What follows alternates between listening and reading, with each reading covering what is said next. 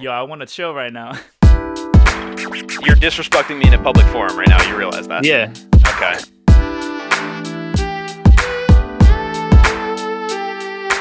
I want that to be the goal of the podcast, for somebody to let go of their worries in the world and listen to us. This is my new look, Daddy David. Daddy David. Born to procreate. Born to procreate. Yeah, that better make it in the intro. Nah, probably not. Hello, everybody, and welcome to episode 80 of the Unboxing Life podcast. We are today reviewing and discussing the latest from Marvel, that is Black Widow. So join us, will you, if that sounds interesting to you. But first, Spoilers I got ahead, though? Spoilers ahead, indeed. Thank you for getting that out of the way for Spoilers sure. for Endgame? I was gonna say, Everyone. including but not limited to Infinity War and Endgame and all that as well. So if you're sensitive about certain parts of the MCU you haven't seen yet, we might trip over those landmines. So careful. Yeah, You've been warned. Yeah, you will not feel so good if you continue. And, Okay. Moving on very quickly. Mr. Harbor, I don't feel so good. Okay, we got the Trash Master. What is up? True to my character, I'm just gonna sit here and not say a word the entire podcast. So Okay, fair enough. We got the Crimson Dynamo. Not to be confused with the Red Guardian. Is your boy. What's good? And last but not least, of course, shoot your antidote at me, Zaddy. What's good, fam? I'm glad to be here, man. Finally talking about this. I was going to say album, but it's a movie. It is a movie. I don't know if this is our first movie box or box office, whatever the fuck we want to call this, but this is a new foray for us. We discussed a movie before, but it was anime, so kind of cheated, but Kind of both. Yeah. it's our first one. the pseudo movie box. Yeah, Exactly, yeah. Welcome to box office. Welcome to it, guys. I am David, but not Harbor, however you say his name. Harbor. Whatever. My name's David, but anyway, we're about to hop into traditions, everybody, after I Dude, sip sweet water. I miss hopping into the chair like that, but I don't want to like fuck this chair up, so I'm not doing it. Dang, okay. Well, let me hop in first because my tradition is really dumb and it's not that related to the movie. All right. My track for this episode is Black Widow by Iggy Azalea featuring Rita Ora. Like a Black Widow, baby. Okay, I'm glad. Yeah. Featuring you know who? Rita Ora, I think. Ah, She does okay. She does the chorus. Yeah.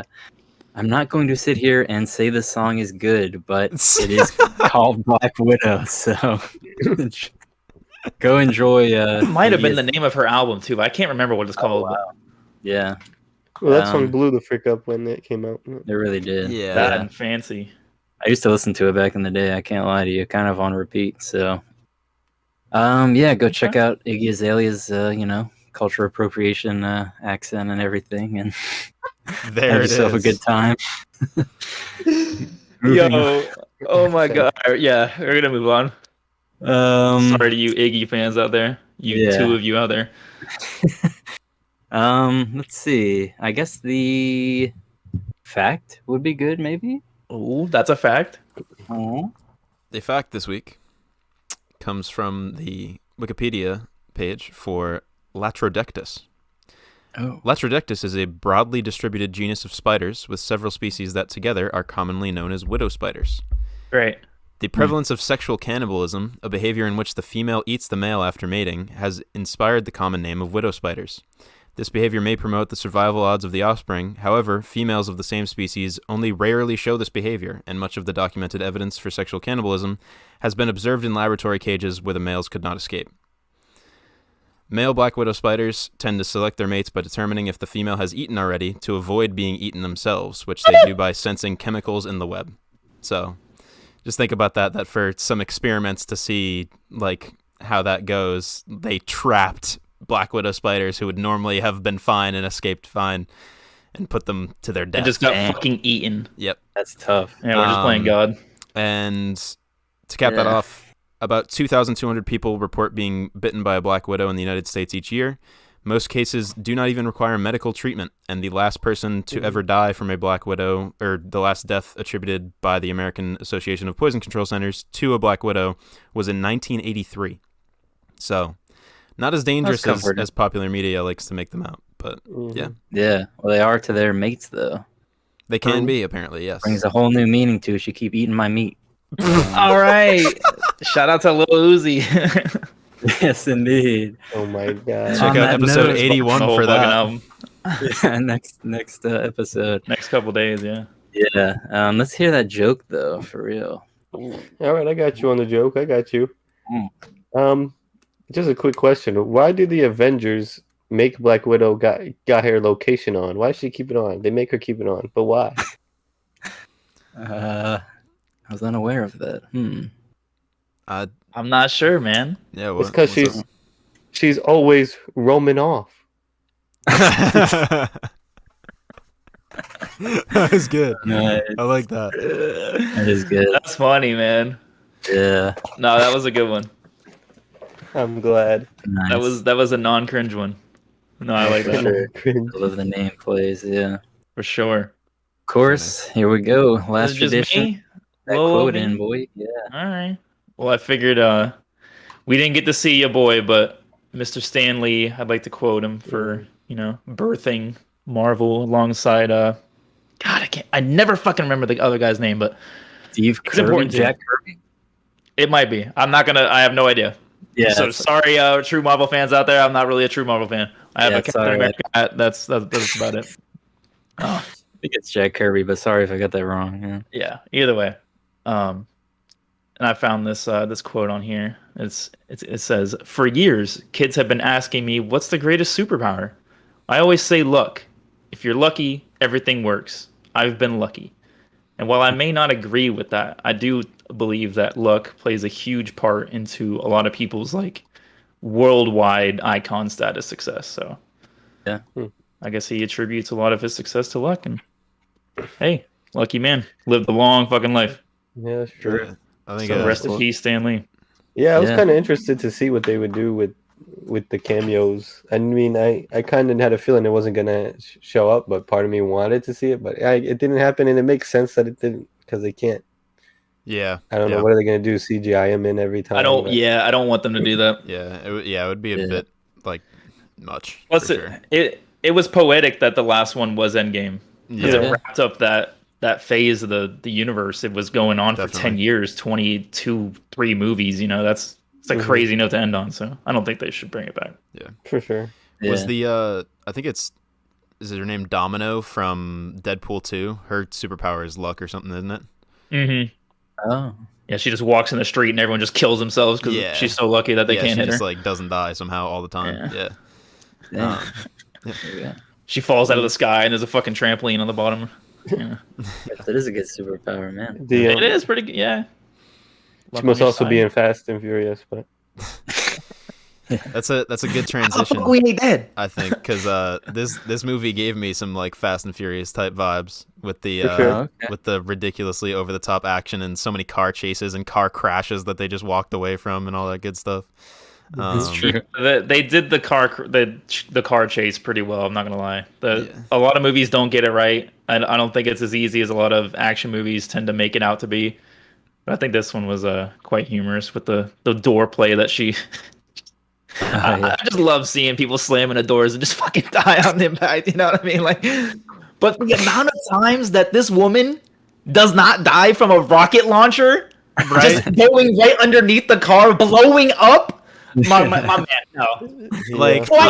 I'm all there for I guess we're just getting right into it. I'm all there for suspension of belief, especially with Marvel movies and stuff like that, of all that stuff. But she gets absolutely destroyed, rocket to the side of the car, flips all the way down the bridge, is hanging off the bridge, and is slightly dazed.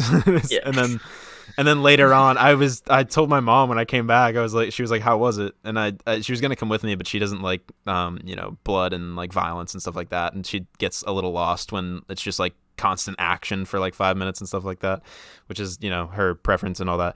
And I was like, yeah, you probably wouldn't have liked it and like all this stuff. And I was like, yeah, there was one sequence where, you know, he shoots the explosive underneath the car, it blows up into the air, tumbles for 50 yards, goes down a set of subway stairs on its hood, and they just like crawl out of it, and she's just got an arm wound.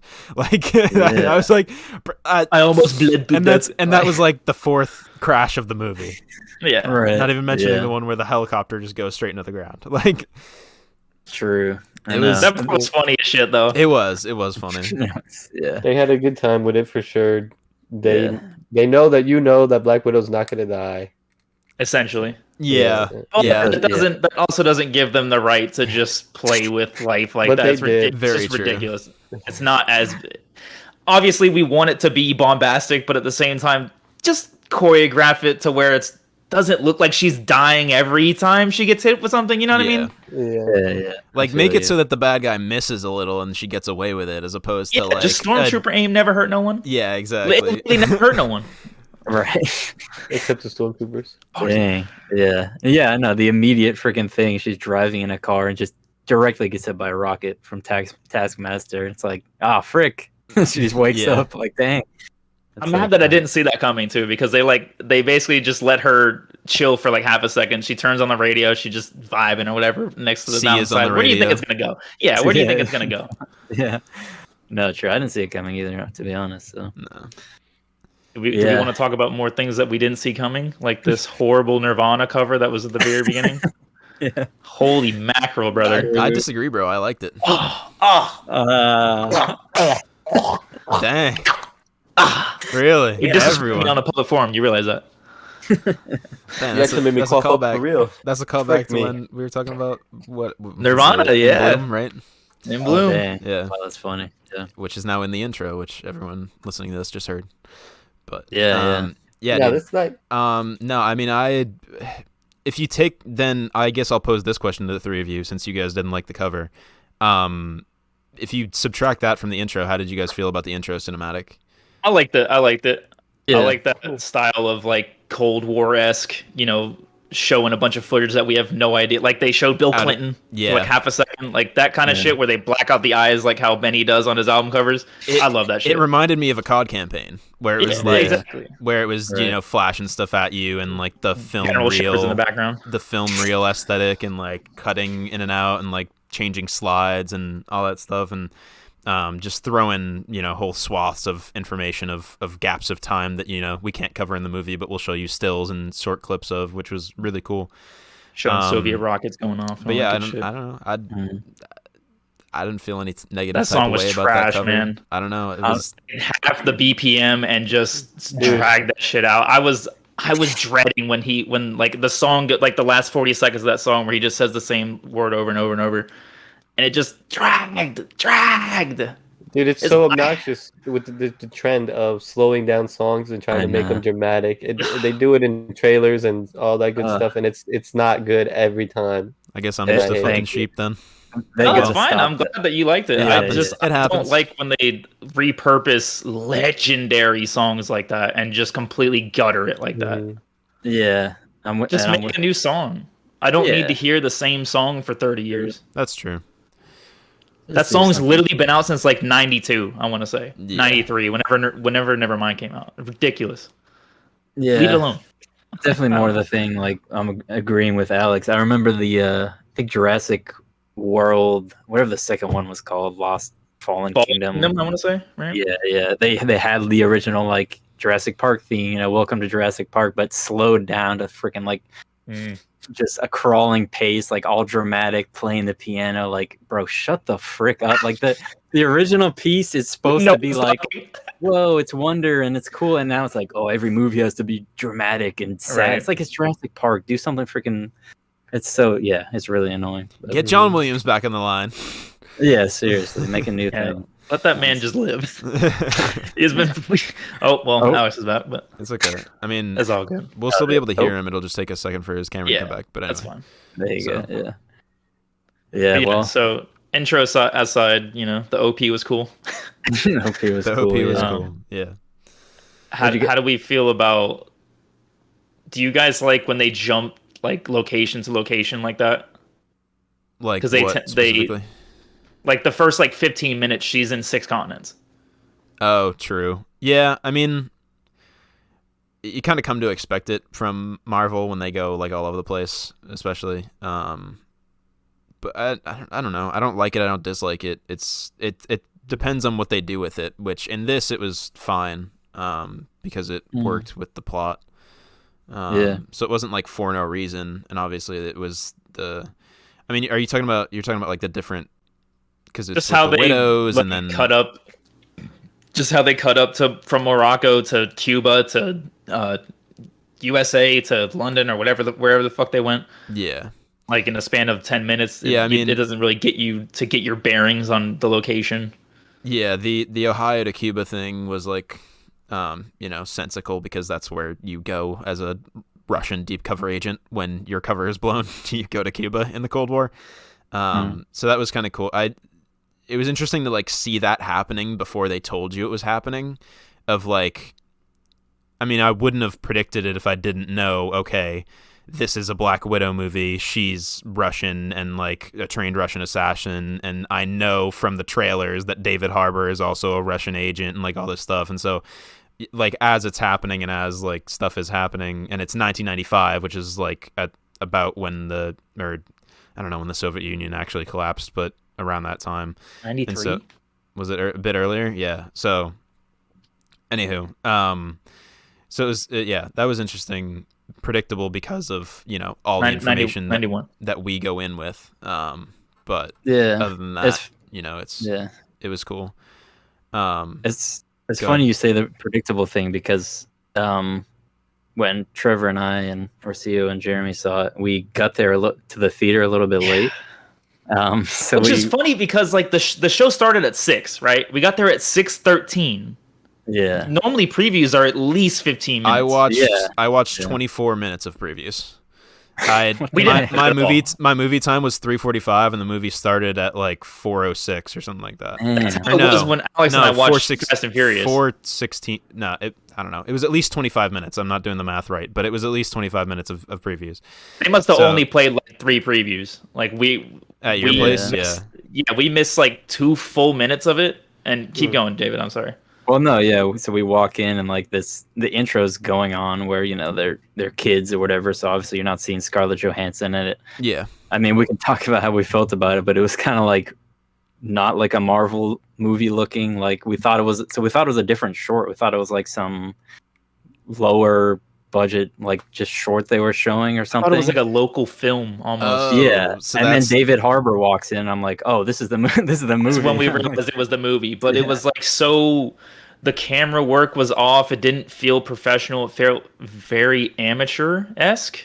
It was just weird. It didn't feel like the movie that we were going to watch. And then it kicked in, and we were like, yeah, wow, they spent a fair amount of time. I think they were trying to like tone set and make you put you in this family. Put you in this environment of like this happy suburban Ohio neighborhood where everything is cool and fine and whatever, and like this is a nice life to have and all that stuff. And what they end up doing is just showing kids playing in their front yard in slow-mo for like 2 minutes straight. I'm glad that we missed that. And so I mean they just bike right by and whatever, and then they do the thing with the lightning bugs, the fireflies, and then they go into the house and they have dinner. So what's the significance of that? There really isn't. I don't know. I'm basically trying to get to that same tree. I'm basically trying to the get very to you. Yeah, I'm basically trying to get to across that I agree with you that it felt weird. It didn't feel like very professionally done. Where like I mean, I guess in that sense, like you don't want it to seem like they're acting, but it just didn't seem like they were moving with much purpose. I don't know. I'm nitpicking like the first 5 minutes of the movie. I don't know why, but I agree with you basically. It looked amateurish and weird, and yeah, I don't know. It was weird. It was definitely weird. But that's what you guys were saying about there being a Pixar short at the beginning. Yeah. It just felt off. It didn't feel like the movie that we were. Yeah. There was thought like it was a local flick. No, there was a point in that scene, like to talk about this scene specifically, where like David Harbour just gets up on the wing, and I'm like, this dude's gonna get flown off, and he's just holding on the entire time. Yeah. Yeah, that's super. what the All the frick? way to Cuba. That worked. That worked within suspension of belief with him being a super soldier. Like if guess. the lore is that Cap was in an iceberg for 60 years or some shit, and like that's when they tell you that he's a super soldier, is when there's like that big metal rust bucket like blocking the way, and he just one hands it out of the runway. So obviously he is big, strong super soldier man. Clinging onto a plane wing, I figure, is nothing for him. But Tom Cruise did it. Yeah. I mean, There Captain True, America. and he Captain did it America, a little more, a little crazier. So Captain America regularly jumps out of airplanes without parachutes. So it's like he's a fucking king. Yo, Alex, your shit is be-ugging. Yeah, it really do be. But as long as we can hear him, I think we're okay. Yeah, it's fine. The overlay on YouTube is gonna look whack, but it's all right. Yeah. Dave is Did y'all cut in half sometimes. Did y'all cringe as much as I did with the little sequence with little Scarlett Johansson with the pistol on the runway? Cringe? No, not really. I mean, she's just like, I thought it was a little rough, but I thought that was one of the few moments I cringed in the movie. No, it was cool because like she knows where she's going and the little girl does not. Like she's going back to the Red Room where she's regularly. I'm more so talking about the acting. Nah, I thought it was good. Yeah, it fell through for me. I have plenty of gripes with the movie. That wasn't one of them. So dang, yeah, that was fun. I mean, let's get into them. I guess we're done with the. What's your biggest gripe of the movie? Then I don't want to go through the plot. I couldn't give a shit less about the plot. Honestly. I mean, I already said it. It was just how ridiculous the action was compared to how possible it actually is. Is like obviously. That's your biggest gripe of it? Yeah, like the entire prison release sequence where like. The helicopter is getting fucking lit up by assault rifle fire, and she like maintains perfect control of it the entire time. Black Widow's at the end of a rope swinging around, like, and she's piloting. She's piloting that like clunky ass helicopter, like it's the most maneuverable thing in the world. Fam, when she flips out with that white outfit on, I had an audible wow, like holy shit, dope. She looks stunning. Yeah, it was dope. She looked mad stunning. It's cool. I was like, all right, y'all got me now. You know what I mean? Like, yeah, that was fucking funny too. That was one of the better jokes in the movie where her little sister's like clowning her for the pose she does. Yeah. It was like you get down on the ground and you flip your hair back. You flip like what? That doesn't make any sense. You're just posing. Like she did it a little too much. You act like everybody looks, and then she like does it later in the movie, and she was like, "Yeah, that was bullshit. What the fuck is this?" Yeah, no. Yeah, that's interesting. It was pretty good. Yeah, I mean, it was just a lot of scenes like that where it was, a little too unbelievable. I guess it didn't bother me much. Maybe it could have bothered me more. I guess I don't know. Marvel movies do ridiculous stuff. Obviously, they have better explanations for it in other movies, though. I will say, like to your point, kind of like the conclusion was a little bit much for me. Like I feel like if you're doing this spy thriller with all this like intrigue, like don't just get captured and then fly to this big air base and then just it blows up. And I wanted to see something a little more subtle than that personally, but I don't know. How did you feel about the mechanic of the pheromones not being able to attack him? It was a little weird. Just I thought it was a little wonky. Supposedly that was really anticlimactic. Like just if you serve your nerve, you'll be good. And then she just like breaks her freaking nose, and then now she can kill him. Like supposedly that's straight out of the comics as well. The pheromones apparently they were attached to the Red Room, not the guy himself. But apparently that's how she escapes it in the comics as well, as she fucking shatters her nose. The viability of that I have no idea. I am not a doctor. Don't try that at home, kids. Well, it's interesting that unboxing life disclaimer: don't shatter your own nose. Yeah, don't be up at the Red Room at home, kids. It's interesting that is something that they adapt from the comics, and a lot of credit I give to Marvel is that they adapt a lot of stuff like true to the comics. Mm-hmm. But man, one of the worst parts of the movie for me, it's in my name, the Trash Master. Man, they just like the comic portrayal of the Taskmaster is so dope. He's such a dope character, and then they just take everything cool about him and they just completely cuck the skill set. Even the movement was just so clunky. It was just everything robotic. from like the character design, which they nerfed the character design so it could be shown in China. That's neither here or there. Did he have like more blades or more? No, it's like he has like a skull mask and like there's like rules against that, but Interesting. yeah. But she can literally kill everyone in the movie. No problem. Taskmaster's superpower is supposed to be like he can copy everything, right? He can copy everything. He can analyze right? and copy the fighting style of anyone. Exactly. He analyzes and copies your moveset, and then that's his power. But they made it like computerized. Like she has like a chip at the back of her head, and like it's like a computer doing the work, and it's just seemed like such a missed opportunity as a character that I really do enjoy in the comic books. And I'm not a big comic book guy, and a lot of people really do like this character in particular, but it just kind of felt really flat and missed opportunity, I feel. Yeah, it definitely, like, they were trying to force feed you that, where it's like, look, he copies everything, and it's like Cap's shield moves, and then he has like the Black Panther claws at one point as well. I mean, technically it's she, but I don't know. I think it's is it male? Is Taskmaster male? It's usually a male, I want to say. In the comics, either way. So the Taskmaster in the movie, you know, and then the Hawkeye bow and everything, and it's just like they were trying to use that as a mechanic in and of itself and not adding anything to it or like really using it as it could be. I mean, it was. The nuance kind of wore off almost immediately for me. Where it was like, they made it. Oh yeah, he copies. Gimmicky. That's cool. And then, but it was like something we had already seen, where with Cap fighting himself in, was it Endgame? Yeah. Mm-hmm. So and Civil War. yeah. So yeah, I mean, it was like something that could have been new and refreshing, and ended up being just like, hey, look at this thing we did. Isn't that cool? And it's like, yeah. But it's not. It's not carrying the movie the way you want it to. So, yeah, I agree with you, Alex. It was a bit of a letdown. Sure. Yeah, it was very surprising they didn't utilize Taskmaster more, and because also they kind of don't utilize. I mean, you know, the Crimson Dynamo, freaking no, they didn't. Guardian. He's like, he was just comic like, relief the entire time. Yeah, he got fucking cucked in this movie. I'm not gonna lie. Like once he had his great arm wrestling scene, I thought that was hilarious. I thought the like wrist breaking was disgusting. Disgusting. It was good. But man, that dude gets his salad tossed the rest of the movie, bro. Especially like with the Taskmaster, he didn't do shit.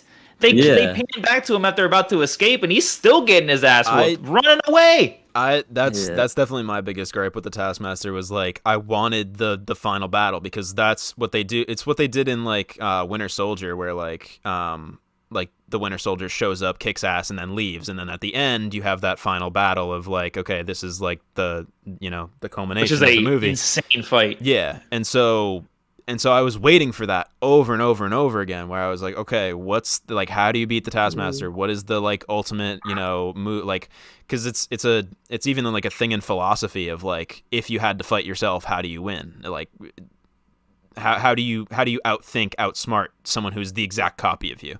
And so I was waiting for like, okay, maybe when they drop Taskmaster in front of the Red Guardian, it's like, okay, maybe the Red Guardian is just such a scuffed like bar brawl type fighter that it'll be like too weird to copy, and he'll like end up being like such scum of the earth as a fighter that like he just like it like so bad it's good kind of a thing, where he's just like so scrappy. But then when they just locked him or her in the cell, I was like, is that really how they beat him? They luck out by putting her in a cell, and then the whole place explodes, and that's how they beat the Taskmaster. But of course, no. Then Black Widow comes back and like frees her, and then that's a cool sequence though. Let's not go over that.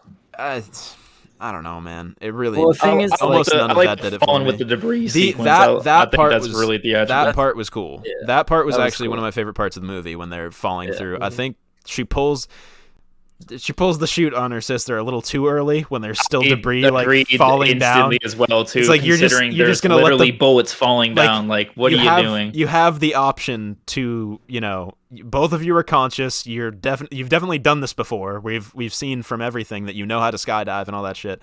And so it's like, why not at least go towards the edge of, or like exit the debris field to some degree and then pull the chute, or like lose some altitude and then pull the just like be a floating dot in the middle of a skyscraper type building falling apart on top of you was like, you know, again with the suspension of belief.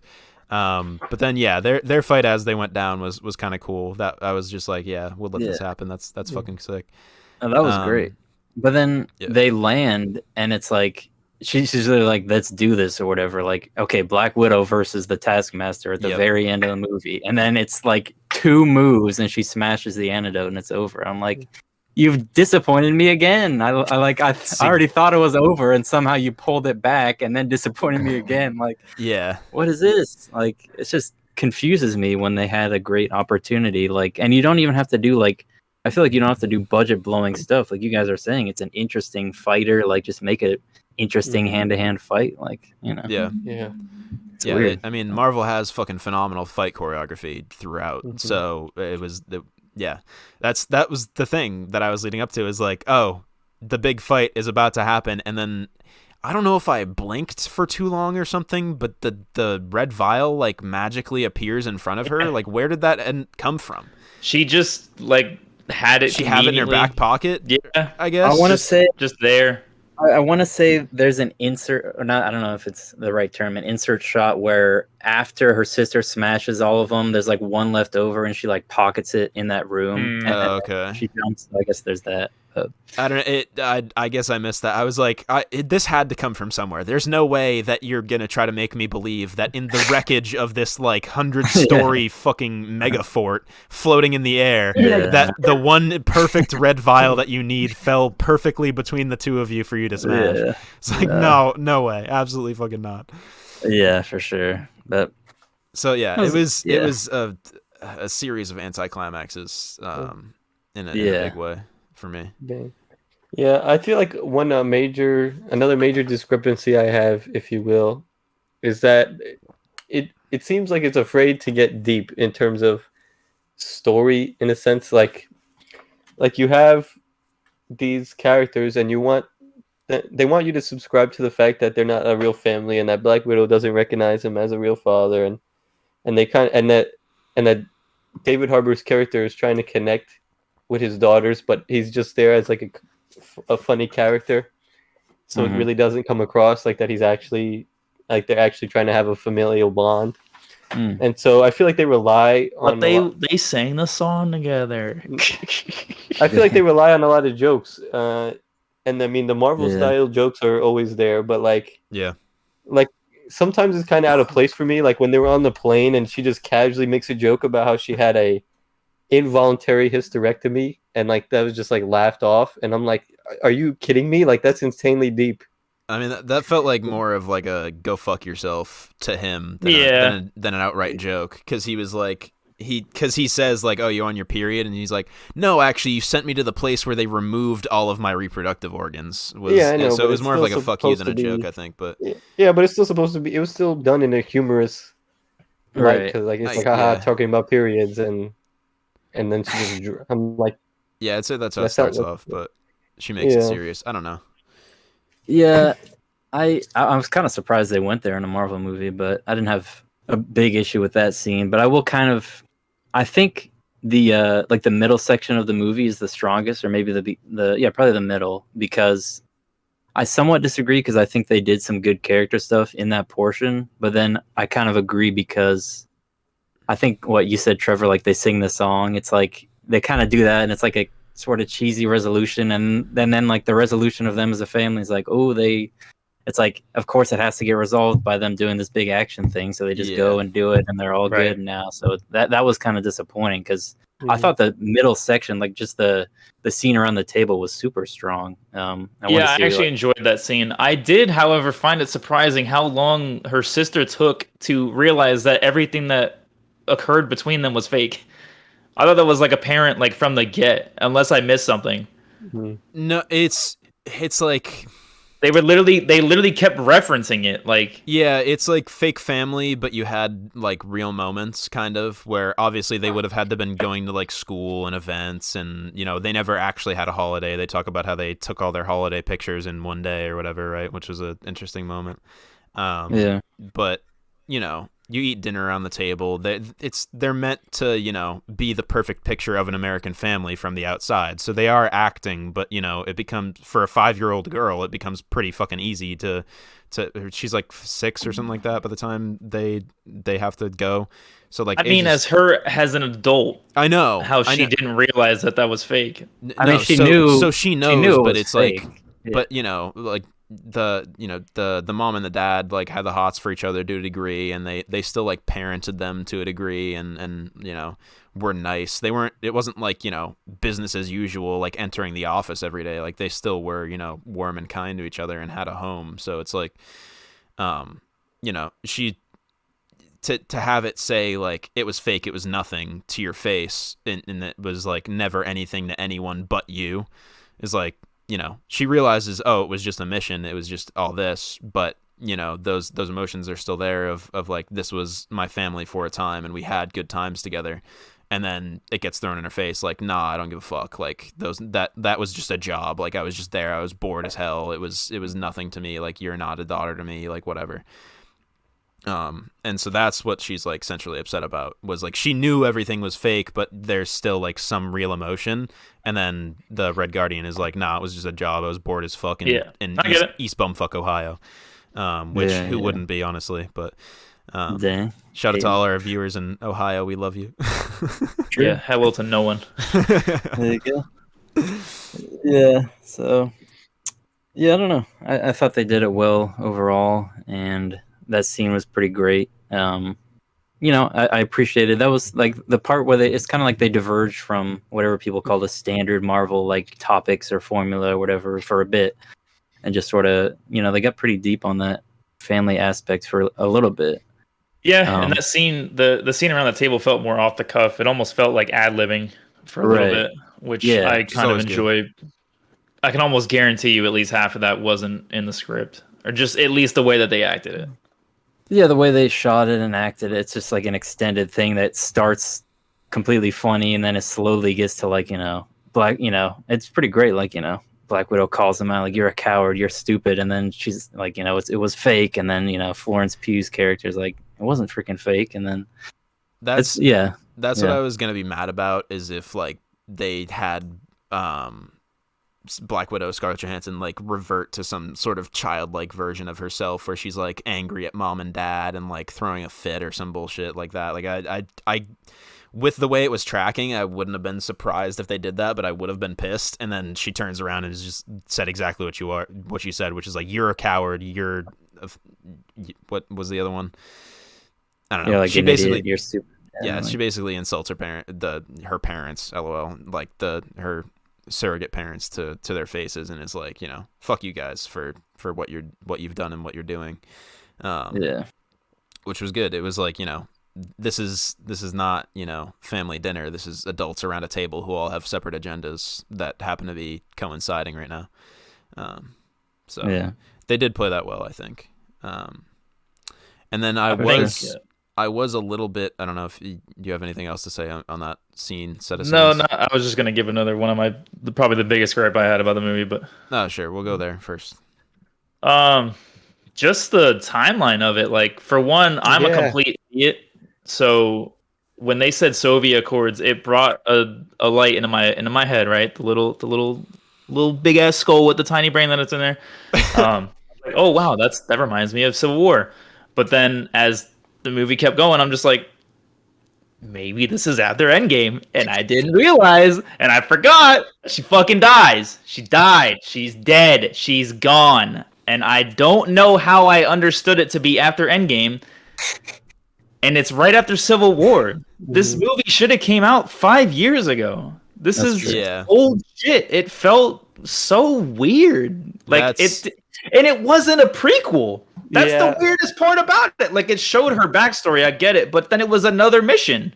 It was just another mission. Yeah, that's what threw me off as well, because I really did think it was like an actual prequel, like before everything, and then like you said, what I understood it to be.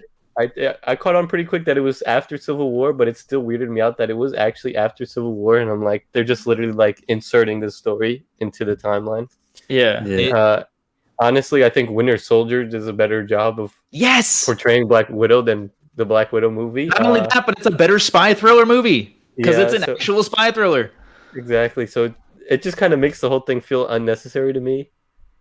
Oh, the movie is beyond unnecessary. It has no like, right existing, honestly, other than to show Scarlett Johansson kicking ass for one last time. Right, exactly. Just a send-off movie, honestly. Yeah, Right. I mean, which is cool, but bill it that way. That's exactly, and that's the tough part. Is like if this came out directly after Civil War, I would have liked the movie a lot more than I do, I think. I probably would have liked it like more. The fact that you know the destination, it's like the whole thing is like, oh, you know, it's the journey, it's how you get there. Like, it's still cool to see all that happen. It's like the fact that you know that, like, basically, because the whole takedown of the Red Room and all that stuff and all the, I mean, it's going to matter apparently because of the post-credit scene. There's going to be another series or He's probably movie gonna get her own of TV some series. sort, yeah, which I She's wouldn't be not mad getting a at movie. because she's pretty dope. She is awesome. She's like the Florence one bit of Pugh. supporting cast here that like Poof, was great Puh, in my opinion. P-U-G-H, I don't know how to say it. Yeah.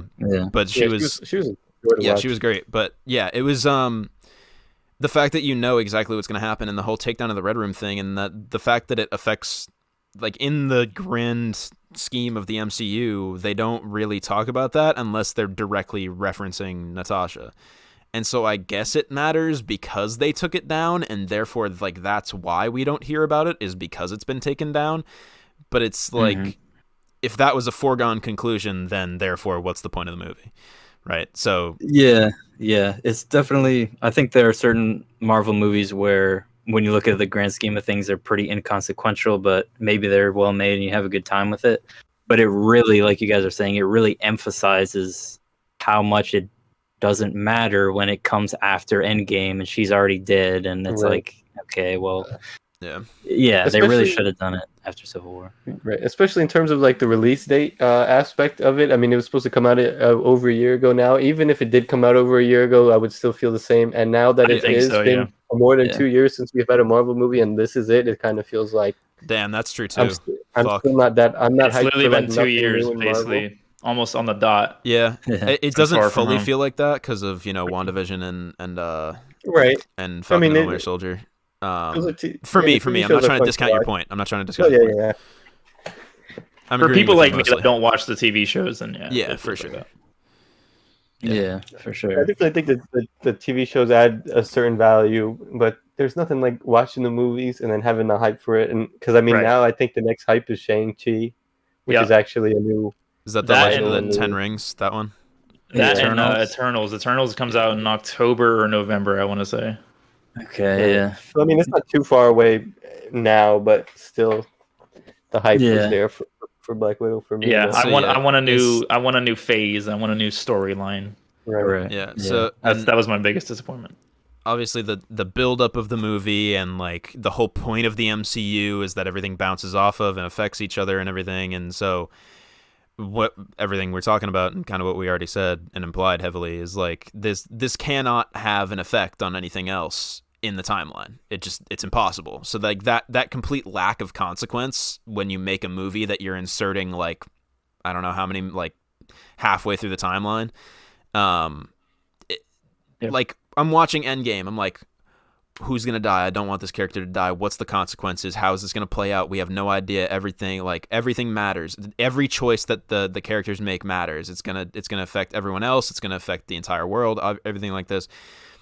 There was nothing that they could do in that movie to affect the timeline in any way, shape, or form. So like, it was just with it being completely devoid of consequence.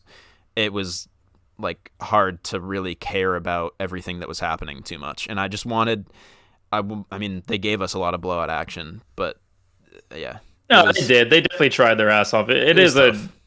it's a fun action movie if that's what you really want to see. But I also thought the villain was kind of weak, but that's just my humble opinion. I couldn't give two shits less about him. But. I will say, yeah, I mean, I obviously agree with what you guys are saying. I think they tried pretty well to, I mean, if you're going to do it late as Frick, which is, you know, their own fault for doing it this late, but not like the COVID thing, obviously, but you know, before that. Yeah. But if you're gonna do it this late, it's like, okay, here's a story that matters a lot to Natasha, and it's gonna build out her character in retrospect. And it's like, wow, she accomplished her own mission. Like the villain is like this abusive guy who controls women, and there's that thing I think they're obviously going for. So there's like some more thematic, emotional core to it that is not necessarily to do with big universal consequences. So I think that's a smart decision, and they did that pretty well.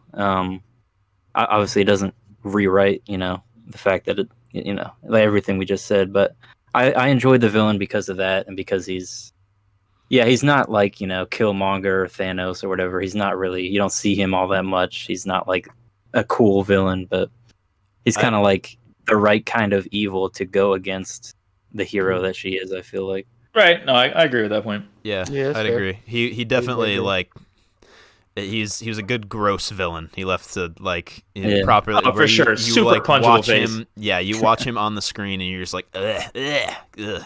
Like the way he interacts with everyone and like standing too fucking close and like the way he talks and acts and it was he was well portrayed as a villain. That scene in the when they're in that room and they're monologuing back and forth at each other with the Taskmaster in the room, drove me a little crazy because it went on for so long with her doing nothing, and like then it becomes like, oh, the pheromones thing, but then you come back to like, oh, she already knew about that, and then it was back and forth.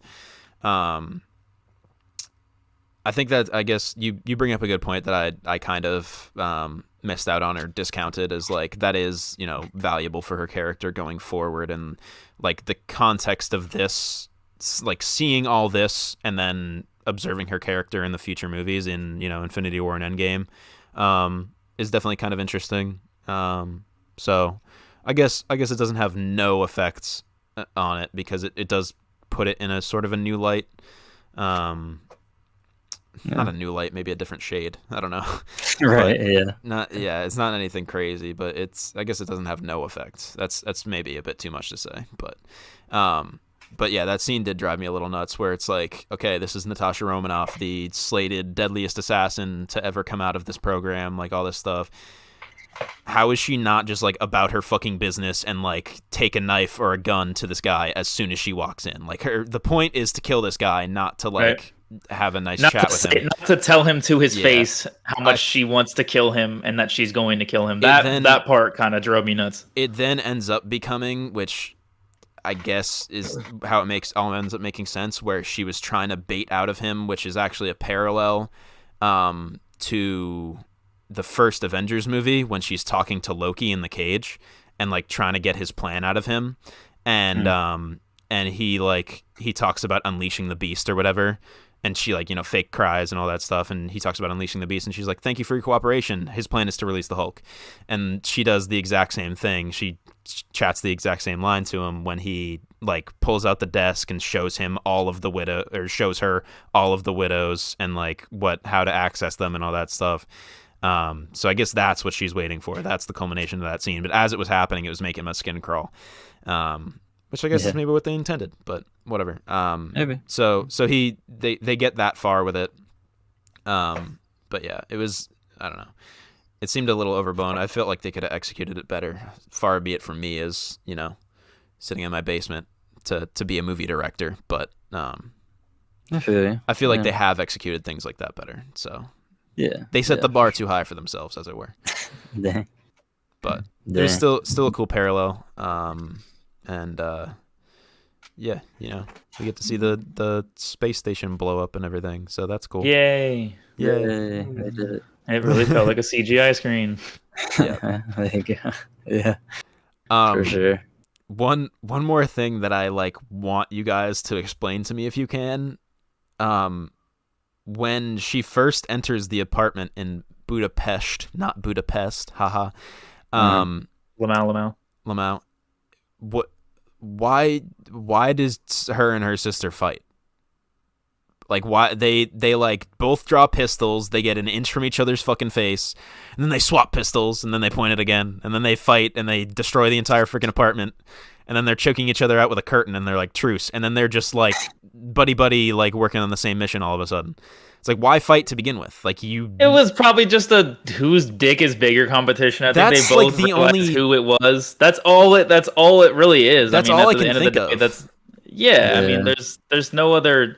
They didn't really have a rivalry per se. We didn't get to see them as kids, fighting when they were 10. Like, it's just. Yeah. I don't think everything has to be, super big brain, but I thought that scene was one of the better scenes in the movie. It was super enjoyable, especially that little what you just referred to, the pistol Yeah. swapping. That was great. And I'm not really a huge cat fight guy. I hate like the male stereotype of women are fighting. Let me suck my fucking own dick. Let me jerk off. I never got that fantasy. I think it's like Nah, I think it's dumb just too. it's mad weird. But Weird. That I being thought that said- scene was like super fun. That being said, if you want to see some badass chicks in tight leather coating, this is your movie for sure. God. They definitely lean into it pretty hard. I guess it's the whole thing of like the femme fatale, but they're it's It was a fun scene. it's a theme. But yeah, it's I think Legends of Tomorrow, the DC show, does that really egregiously with one of their characters. But Dang. yeah, I just wanted it to make sense because it was really good fight choreography. It's like fight choreography that I was hoping we were going to see against the Taskmaster in the final battle, and I just wanted the fight to be for a reason. That's all I can attribute it to is exactly what you said. Is like, who's the better fighter out of the two of us now that we've met after however many years? Yeah, I think that's exactly what it was. That's all I can say it is, but I don't know. I think so. Yeah. Yeah.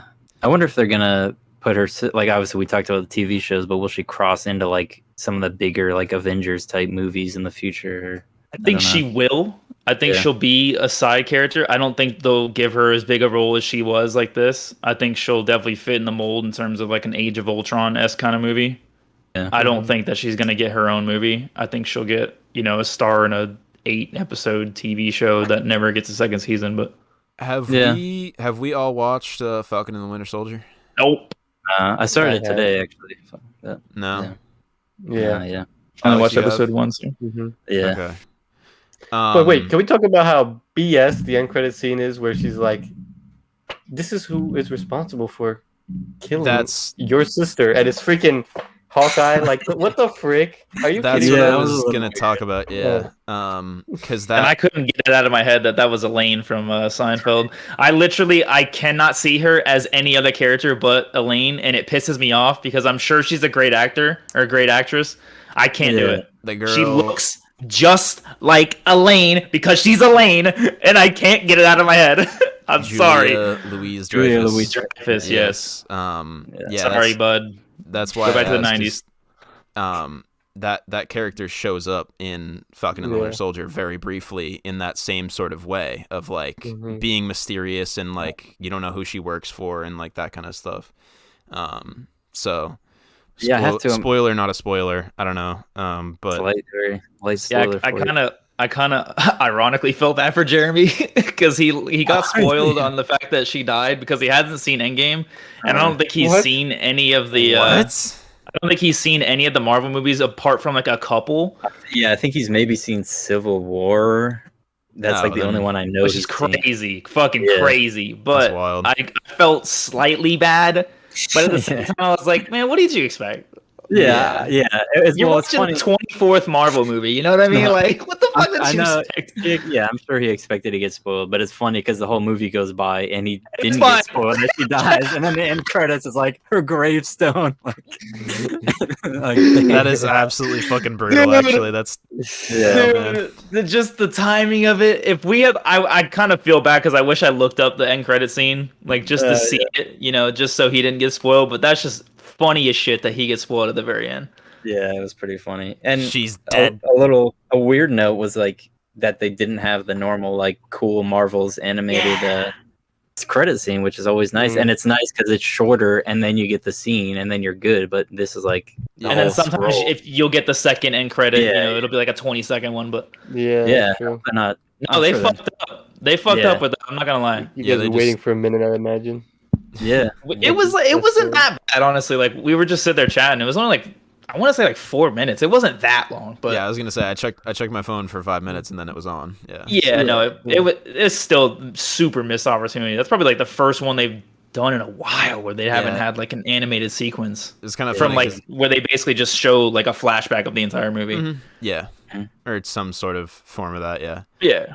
It was funny because I was, like I said, checking my phone during the credits rolling, and I looked up to like see at what point in the credits they are, because obviously they do like all the actors and then all the film crew and then all that, and then, like credits of like music and everything else.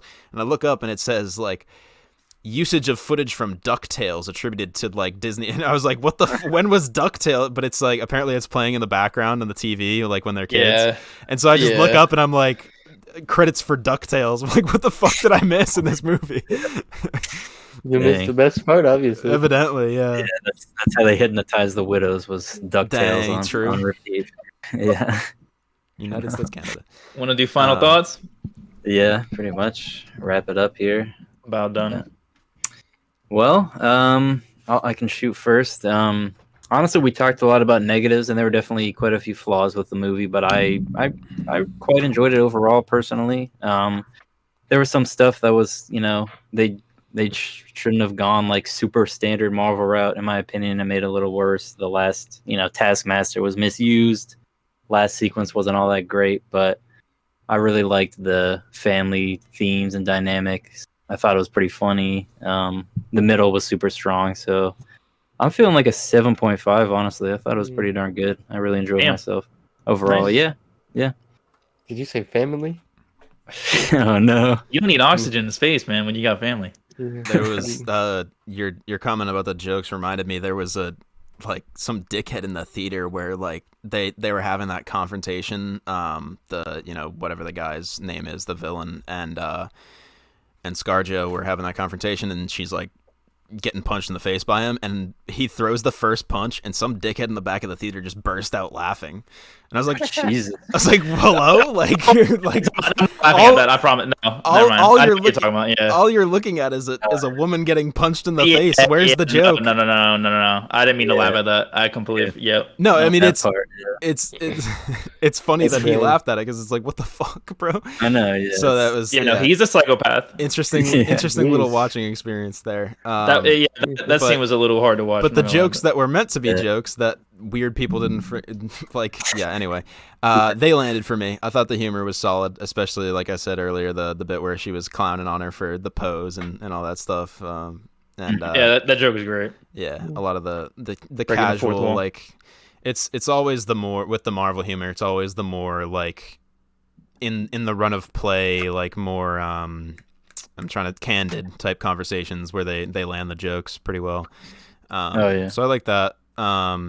It was definitely I wish we got to see David Harbour's character be a little more badass.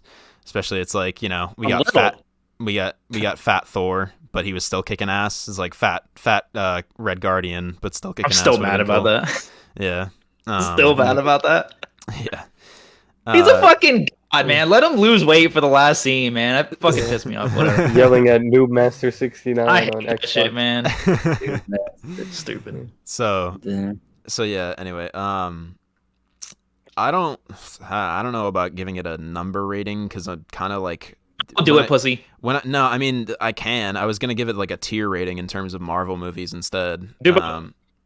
Well, okay.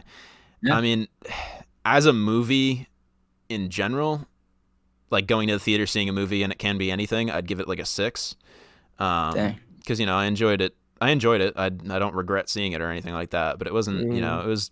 It kept my attention. It was cool. A lot of the action was a little unbelievable. So that was my gripe that I talked about earlier. But it's like a D tier Marvel movie. I think it's basically only better than the second Thor movie. Wow. It was. Dang, that's harsh. It was. I mean, I don't know. Maybe a couple ones go below it, but like not really. I think Thor 2 is like I don't the know. worst, right? Like is that what we're? Is I mean, that what we're that's doing? what I Is think. that Dark World? That's what I think. Dark World, Dark yeah. World. Yeah, it's not good. Yeah. So Dark World is atrocious, but Thor 1 is boring as fuck, and so It is is boring. Where's first- the Incredible first Hulk. Avenger? That movie is dog shit too. I guess. I mean, it was. I think it's. I'm not saying you're wrong. I think Thor 2 is probably the worst, but Yeah. So, like, I think a lot of it is attributed to the whole timeline thing that we were talking about. Where if this movie came out directly after Civil War, I would have liked it a lot more and attributed a lot and enjoyed my experience with it a lot more. But it's just like it just didn't land for me because it felt like it didn't matter in the long term. So it's. Maybe I'm being too harsh on it. I don't know. I halfway agree with you on that point. I do agree that if it did come out earlier, I would have enjoyed it more. But if it followed a movie like Civil War, it kind of would have fallen flat for me. Maybe so. No, I think the only benefit it's top 5 for me. So at the same time, though, like it's following Infinity War and Endgame essentially. Yeah. No, it's not. It's 2 years after, and it came out after Far From Home. Sure. even Not following Far it. From It's Home. not following Endgame. Anyway, Yeah. I mean, I don't know. I think the only thing that would have made it better is if it would have came out when it was supposed to come out in the timeline. The only thing that I could see making it better would be that at that point they'd be able to reference the movie in other movies. Somewhat reference characters. They could have the characters appear. Who knows? Maybe David Harbour could appear in Endgame. That would have been. I don't know. They could have done. But they had such a diverse cast already. Like they just. No, I know. How I'm many just saying. characters you need? You know, like. I know. I'm just saying. I get it. In some sense, it could have. I get it. It could have been there. Now this movie is going to be out of place because it's never referenced in any of those movies where it would fit. Yeah. Now I think it was definitely. I enjoyed watching it as I watched it. I think the more I thought about it, the more I realized how unnecessary it is. Like we talked about, the Taskmaster falls flat as a character. The villain is like we were saying, he represents a certain evil, but as a villain himself, I mean, he's there. Glad he gets taken out, but I think at best it's a 6. I think in terms of these Marvel movies, man, and you like where I would rank like certain movies like Infinity War being like a 10 for me is like man, it's not coming close. They're like this you can't compare. I agree. It's not coming close. So that's why I say it's a 6 at best. I would agree with Cameron that it's like a D tier if I had to do a Marvel tier list. That's not to hate on this particular movie. It's just that Marvel has hard hitters, man, and we have been spoiled. We have been spoiled. Been. We have gotten classic movies out of this franchise. You know? So it's hard to come to this. Exactly. They set the bar disgustingly high for themselves. When I know where my 10 is at, that range becomes easy to see for me. Yeah. Fair enough. Yeah. I basically agree with most of y'all. I do like me some ScarJo. I think she's a pretty great character. Honestly, it didn't feel like she was one of the side Avengers. You know, she had her own in this movie. You know, she didn't really need anyone to pull her own weight, which I thought was great. Bars, but yeah, I think I'm in total agreement with Alex. I think this is I'd probably give it a 5.5. I was like torn between a 5 and a 6. Damn. Which is not to say, and I'm trying my best to reset my scale. I said this in this week's episode. Me too. Where, you know, a 5 is not the worst thing on planet Earth. It's just average, you know. So I think it's a fine movie. It's a cool summer blockbuster. Cool return to form for the movies. Not my cup of tea though. In terms of Marvel movies, it's kind of weak sauce. But yeah, go watch the movie for yourself. Yeah, indeed. Don't let us sway your opinions. I'd be surprised if you're here to this point without having seen the movie at all. If you like us talking that much, then definitely go rate us 5 stars on Apple Podcasts and drop that like in the YouTube and leave us a comment, review, whatever you want to do. True. If you're here to that point, you must like us a lot. So we love you. Thanks for that. Indeed, yeah. Thanks for that. Hope you guys are enjoying getting back to the theaters out there if you did that, or enjoying Disney Plus, whatever, what have you. You know, have a good time out there. Stay safe, as these guys will probably tell you as well. And hope you enjoyed. Yeah, maybe our first/second edition of movie box office. Hope we go to big places from here. So it's been real, everybody. Yeah. Mhm. Yeah, if you made it this far in our podcast, then shout out to you. Thank you for listening. Tell us your thoughts on the movie, what you thought about it, what you liked, what you didn't like, and give us feedback on our podcast, like Cameron was saying. And with that, I will say, I love you all. Oh, ja. I'm guessing Cam already signed off, so. No, I didn't say my bit. Oh? I gotta say my outro, bro. And I gotta say, if you want to find us on socials, catch us at Unboxing Life Pod on Instagram and Twitter, and at r/Unboxing Life Podcast on Reddit. Gotta do it every time because it makes me feel official. Yeah, but anyway, let us know what you thought. Be official. ScarJo Simps, please don't send serial killer mail to my house. That'd be not great. Serial killer mail. No, send us the cereal toys, not the mail. Yeah, that. Yeah. So anyway, which what a way to break someone out of prison, by the way, with the little earpiece in the action figure. That's fire. Yeah, but that's it from me. Be kind to everyone and stay safe. Yeah, man, stay excellent to everyone. I think I'm gonna end you guys with another quote real quick. I'm just gonna keep it simple. Superheroes in New York, give me a break. So I love you guys. Thank you guys for listening. I hope you guys enjoyed our first. We're probably gonna call this box office because I'll probably be outvoted. But I hope you guys enjoyed our box office installment. What? I want to call it the second episode, and the first one was a hybrid of anime box and movie box. Really? And box office. No, we're not doing that. First one's We're a keeping hybrid, it dude. That was a movie. We went to the theaters to see It it. was an box. anime. It's just anime. It's fine. It's not a big deal. Well, I've said my piece. I'll have my piece. You can have box office. We're not changing that. Yeah. Okay. Anyway. Thank you guys for enjoying our very first episode of Box Office. I'm gonna go commit toaster bath. Yeah, we will talk to you guys next time when we review Tyler the Creator's newest album. So enjoy that. Yeah. Peace out, baby.